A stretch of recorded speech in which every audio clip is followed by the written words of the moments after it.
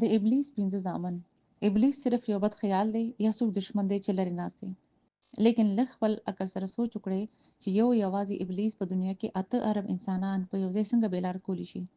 آیا هغه سره سوپر کمپیوټر دی یا د الله په شان حاضر موجودګي طاقت دی وسره؟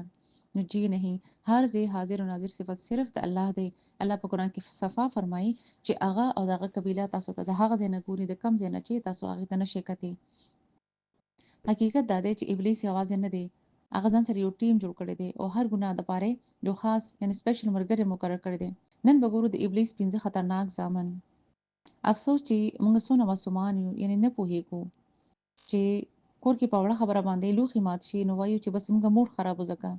په بازار کې 100 روپۍ زیاتې حاصلولو لپاره دروغ وایو، دوکه کوو، نو بیا وایو چې دا خو بزنس دی، مجبوري ده، دا خو پکې کیږي. چېرې د چا غیر محرم باندې نظر ولګي، ښه راباندې ولګي یا هغه سره موږ خبرې کوو نو دا موږ وایو چې دا خو به صرف دوستي ده.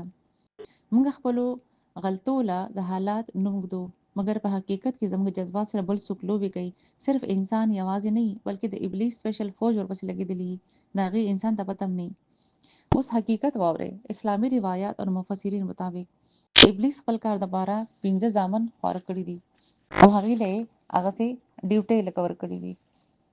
مثلا اول چې دی صبر. په مصیبت راتلو باندې انسان نه صبر هېروي او انسان ته په مصیبت راتلو باندې دا چغې وهل، غوسې کول، بد اخلاقي کول دا ورته ښایي. او د نن دا ډپریشن مایوسي چې دا د هغې اسلحه ده، یعنې هتیار دی.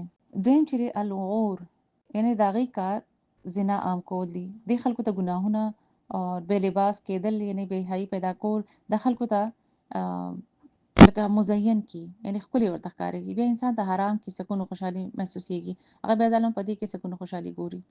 دریم مسود، د دروغو بادشاه دی. افواګانې، د دروغو خبرې خورول، مخکې رسول، دا د دې سازشي.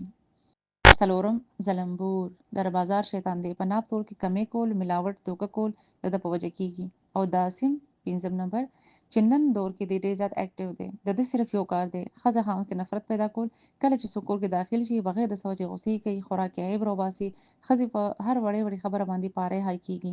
د شیطان کورونه، دا شیطان چې دا کورونه روانوي، کور والو سره مطلب هغه غواړي کنه چې لکه صرف کور والا خو نه کنه، سره پوره معاشره لکه تباه شي. دی غواړي چې دا پوره معاشره مکه تباه شي، خاندانونه جدا جدا شي. نن موږ له سوچ کول پکار دی چې نن زموږ په کورونو کې سکون برکت ولې ختم شو. ځکه چې موږ د ابلیس زامن چې دی موږ په زړونو کې ساتلي دي. شیطان صرف وسوسه اچوي، هغه بل څه نشي کولی.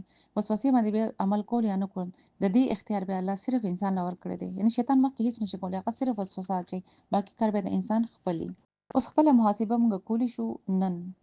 نو څنګه به کوو؟ په دې کې به موږ چې کم شیطانان مطلب چې موږ باندې حاوي دي، نو انسان باندې لکه کم شیطان حاوي دی په دې 5 کې، څنګه طریقې سره لکه هغې مطلب موږ هغې له موقع ورکوو شیطانونو له چې دوی په خپله راځي او د دې موږ ته لکه وسوسې چې موږ بیا هغسې لکه خپل ژوند تېروو.